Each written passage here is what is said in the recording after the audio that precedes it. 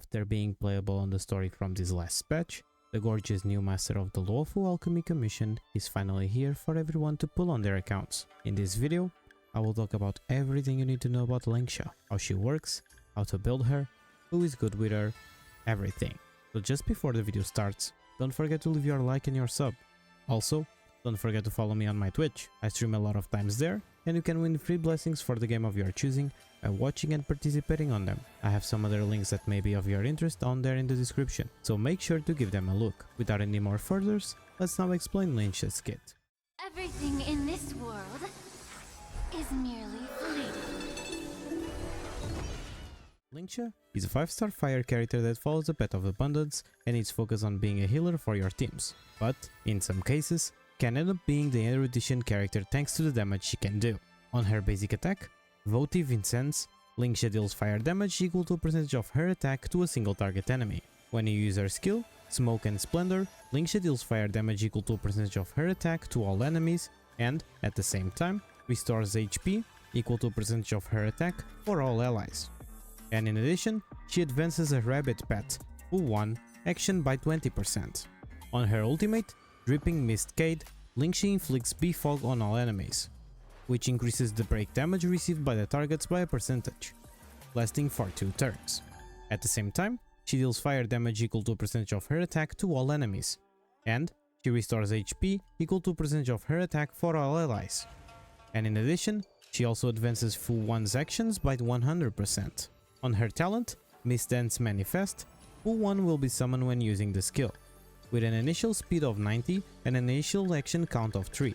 When taking action, Fu 1 launches a follow-up attack, dealing damage equal to a percentage of Lingsha's attack to all enemies, and additionally deals fire damage equal to a percentage of her attack to a single random enemy, prioritizing targets that have both toughness greater than 0 and fire weakness.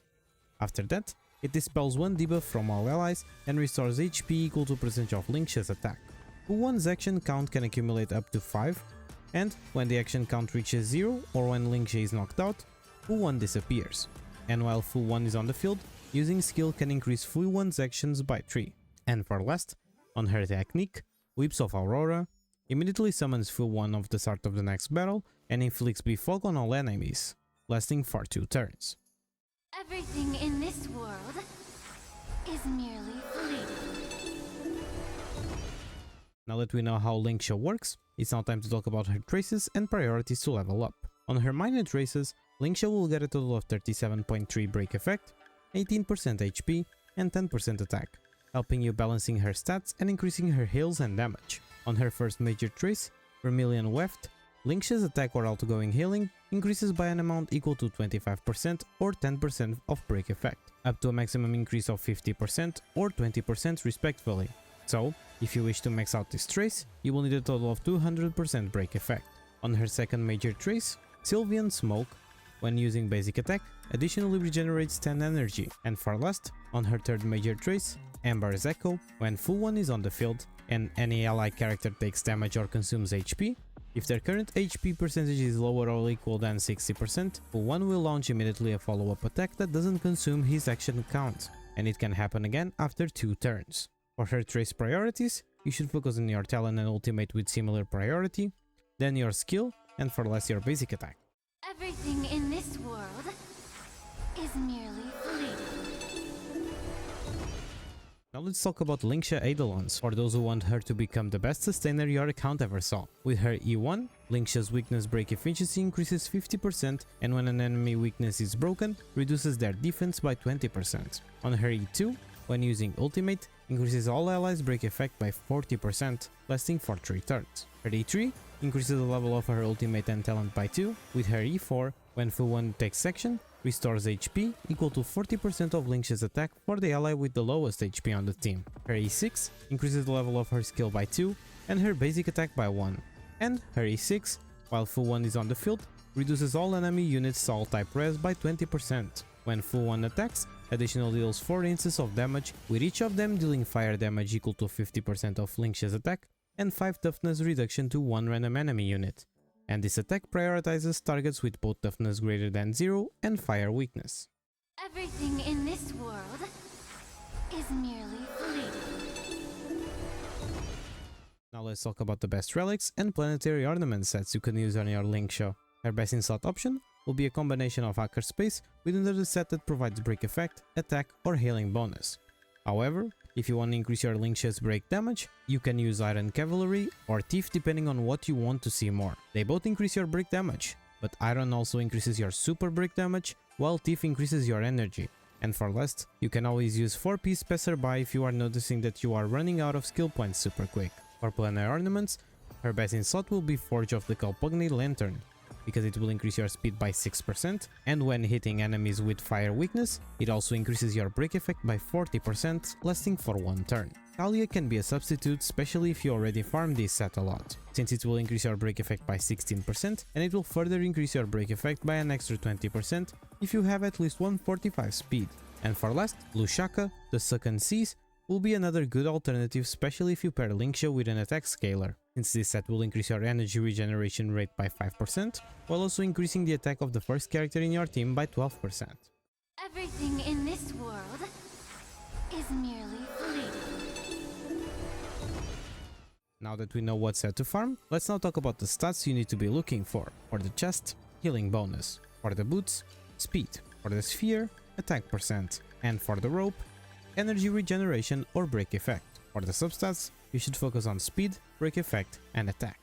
Everything in this world is merely fleeting. For Lingsha Lightcones, her best in slot will be her signature, Scent Alone Stays True, increasing your break effect by 60% and increasing the damage taken by enemies by 10% after using your ultimate. Additionally, this effect is boosted by 8% if the wearer's break effect is 150% or higher. Her second best option will be Luocha's signature Echoes of the Coffin, which will increase your attack by 24% and also regenerate 3 energy for each different enemy you hit after using an attack, with every attack regenerating energy up to 3 times. In addition, after using your ultimate, all allies gain 12% speed for 1 turn. Other 5-star options like Night of Fright or Time Waits for No One can still be used on Lingsha due to them being super universal for every abundance character, but they still perform worse than the other ones I mentioned before, and in some cases it's not even worth to use them over a 4-star Lightcone.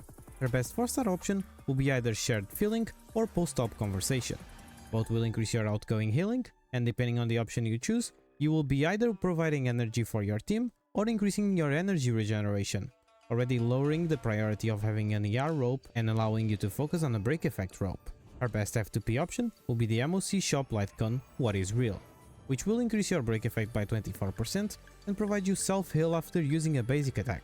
Lingsha doesn't need the self-heal, so this Lightcone is pretty much only usable as a break effect stat stick, because since it's totally F2P, you can have superimpositions with time by fighting bosses or doing the endgame modes. And for last, if you are extremely unlucky with your Lightcones, or if you already have users for them, you can always end up using the 3-star Lightcone Multiplication, since it will advance your action by 12% when you use a basic attack, turning your Lingsha in a super fast character and not as skill hungry as she is. Everything in this world is merely fleeting. For Lingsha teams, even though she seems only suited for break teams, you may find a place in any other team. So here are some options. For a Firefly team, pair her with Firefly, Runmei, and Harmony MC. For a Pure Fiction team, pair her with Jade, Imeko or Herta, Runmei, and Harmony MC. For a follow-up team, pair her with Fei Xiao, Topaz, and Robin. And for an FUP team, pair her with March 7, Asta, and Harmony MC. Just don't forget you don't need to do these exact teams. You always have other characters that have similar functions with the ones I talked about. And if you have some teams that didn't appear here and want to share them with us, leave your favorite teams down on the comments for all of us to give it a look. Everything in this world is merely fleeting. So what's your opinion about Lingsha? Is she a valuable pull for your account? What do you think about her? I hope with this video you are now able to understand how she works and how you should build her. Share this video with everyone you know that got her or is still thinking about getting her. If you ended up liking this guide, don't forget to leave your sub and like. Also, I stream a lot on my Twitch and you are able to win some free blessings there, so make sure to give it a look. A special thanks to my members for trying to support me, and thank you so much for keeping me company. Have an amazing day everyone, and good luck on your pulls.